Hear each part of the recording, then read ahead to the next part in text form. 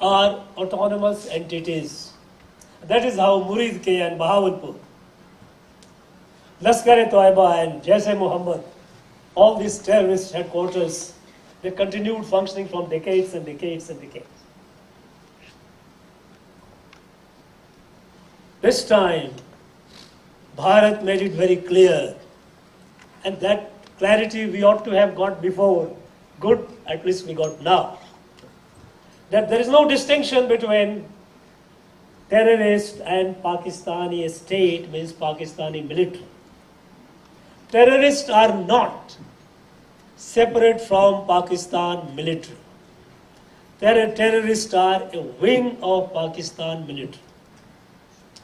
The fiction had gone so deep in our mind and in our psyche that even now when we read newspapers and the analysts writing, a strategist writing, we say Pak-sponsored terrorism. When you say sponsored, means you are not the primary agent, you have made somebody else to do the work for you. No, this is not a sponsored, it is a Pakistani attack.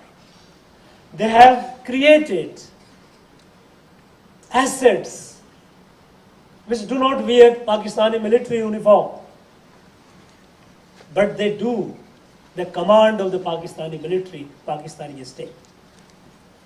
Obviously, being a different kind of a formation, its the standard operating procedure will not be that of a standard military. It will have a different kind of, it will have its own flexibility, its own deniability. They will try to. But over the years, there is not even a shred of doubt that terrorists in Pakistan are extension of the Pakistani military. And this was made very, very clear this time. And Prime Minister made it abundantly clear there is no distinction between a terrorist and Pakistani state. They are one and the same. So if there is an act of terror happens on our soil, and if an Indian citizen loses life, there will be consequences in Pakistan. They must be prepared for it. This absolute clarity, we must get rid of even our syndrome, the Pakistani Pak-backed or Pakistani sponsored. It was a Pakistani attack. They have mastered this crowd because it is low cost. Low cost in the sense that they keep taking advantage of the fact that, look, they are not under our control entirely. That fiction has been busted once and for all. So this clarity hereafter, Prime Minister made it very clear that if there is an attack, terror attack from Pakistan, it will be considered as attack by Pakistan, Pakistan military, it's an act of war, it will have a consequence.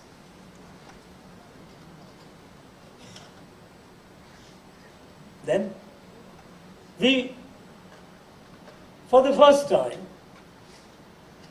there were other options that we never even thought of, like Indus Water Treaty. Think of it. When water passes through us, we give water or we give things only after satisfying our need. There are areas in our country, we have areas in Rajasthan, areas in Punjab and Haryana where we need water, more and more water. But we have been giving this water, our share of water to Pakistan, through a treaty of 1960. It is an unequal, unfair treaty. But there was an implicit assumption that there will be good behavior on your part. When we are giving you water of our share, we will expect you to behave properly. And when Pakistan continued their misadventures, we never thought of exercising it. This time we did. It was an act of war. Pakistan has been doing it again and again and again. Now Indus Water Treaty is suspended. This is a bold move. And it has started showing the impact. In future, it will show greater impact. And we are very clear about it. This clarity on what we call Shatru Bodh, clarity about your enemy. Unless you have a clarity about your enemy, you will remain confused. If you do not know your enemy, be sure you will never have a reliable friend, because even your friend will suspect you. You are not clear in your mind. This time, for the first time, there was with the clarity with Shatru Bodh, who is the enemy. If the terrorist who is not the enemy is the Pakistani state, Pakistani military. But even then, we exercise utmost restraint by destroying only their terrorist infrastructure of Pakistan military. We did not target their declared military assets or military installations. We were compelled to act when they started becoming more and more misadventurous. And thanks to our military, we achieved it within no time. So the clarity, absolute clarity at the political level, clarity at the policy level, and absolute clarity and execution at the military level. It was a unique and beautiful and rare combination of all these. This is a watershed also from the point of view that we have also shown the degree of our self-reliance. Pakistan, all borrowed, all got from their friends. They had their air defense. You heard it, you saw it. They had their defenses, they had their fighters. Whereas, and we know, all the world knows what happened to that. Here we, Bharat, quite a number of our platforms, quite a number of our military wares were indigenous. Fully indigenous, some were partly indigenous. But it's moving, we are moving towards self-reliance in military, in our defense. And here, I congratulate and laud the roles of our defense industry. Both public sector and private sector. Private sector is doing phenomenally well. They are coming up, and I'm sure in coming days, they will make us prouder. Reliability, credibility, efficiency of our indigenous military solutions, military platforms, we demonstrated it. Military coordination. Officially, we have not yet achieved that theatre command, operationalize it as yet. But the jointness, the military jointness that was demonstrated, with all our forces in absolute sync, absolute sync.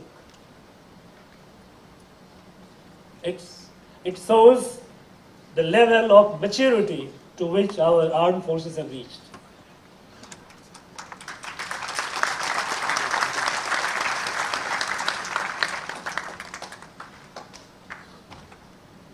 And look at, imagine if an terror attack several attacks have happened in the past. The communication, a smooth communication between the civil and the military leadership. Absolutely real time, absolutely clear. In earlier days, something happens, report will go to the political executive will think over what to do, they will have a meeting, meeting will be inconclusive because there is a lack of clarity.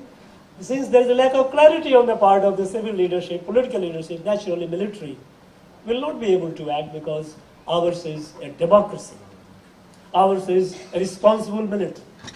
It is not like Pakistan that it is the military that owns the state. So that lack of clarity at the political level, it permeated down and it created so much of delay and confusion. This time, right from 22nd of April when Pahalgam happened, Prime Minister cut short, returned, and from that day on, there was absolute smooth communication and clarity. when the political leadership gave a clear hand, free hand to the military. We have to punish Pakistan. You are the professionals, you know how to do it, you choose your target, you choose your timing. From political side, you have to do it, you do it. And that, with that clarity, our military delivered it. Delivered the victory that the whole country is proud of.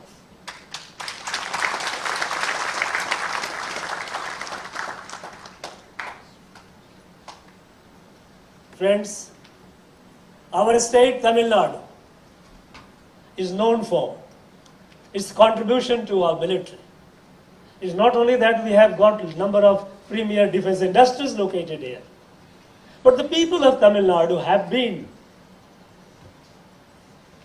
a very crucial part of our military.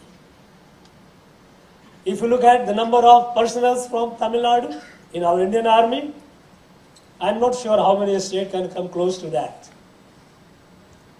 In fact, some years back when I was traveling, I was pleasantly surprised when I visited this district alone.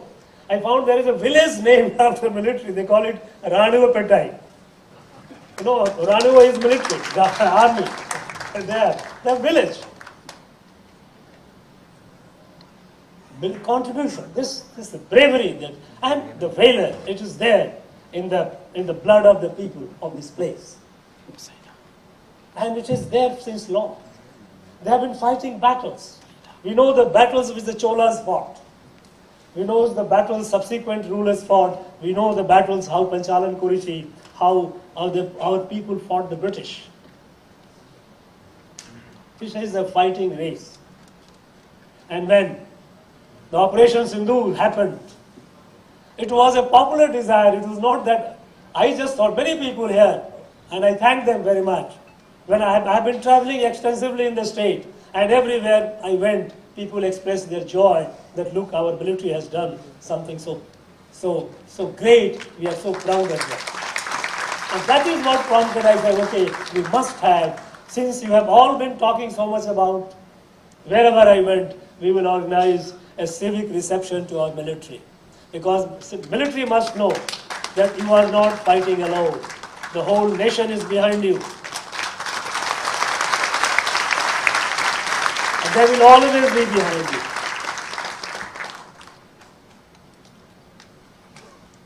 Now we have challenge for the future.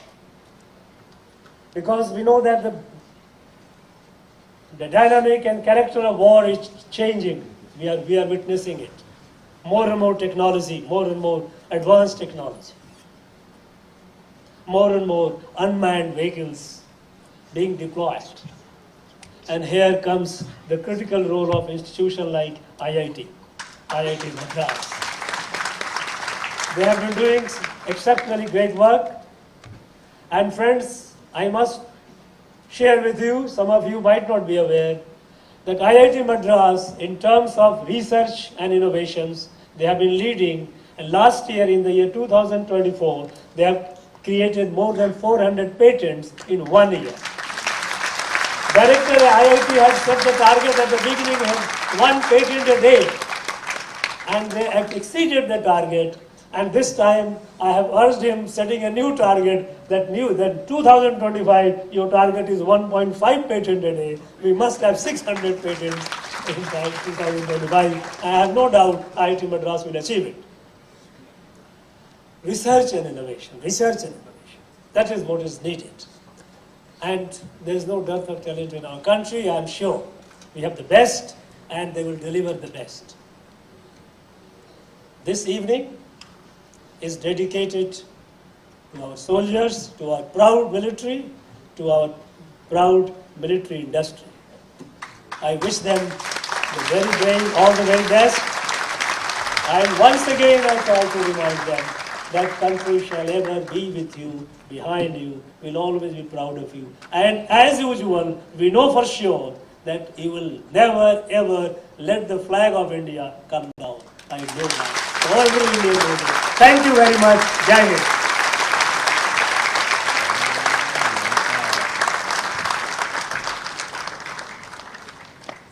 Hind. Thank you, sir. Your words have truly enriched our gathering today, leaving us motivated and enlightened. At this time, we humbly request our Honorable Governor and dignitaries to please proceed from the stage and take their seats among the audience. Your continued presence among us is truly appreciated as we move forward with the program. Thank you.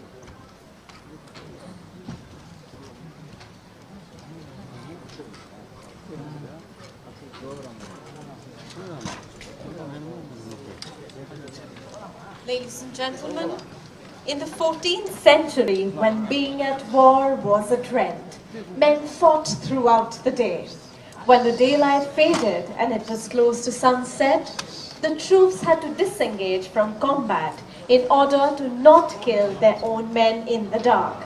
Above the din and fury of the battle, the neighing of wounded horses, the clinking of swords, the wails of dying men, and the rage of war, nothing could be heard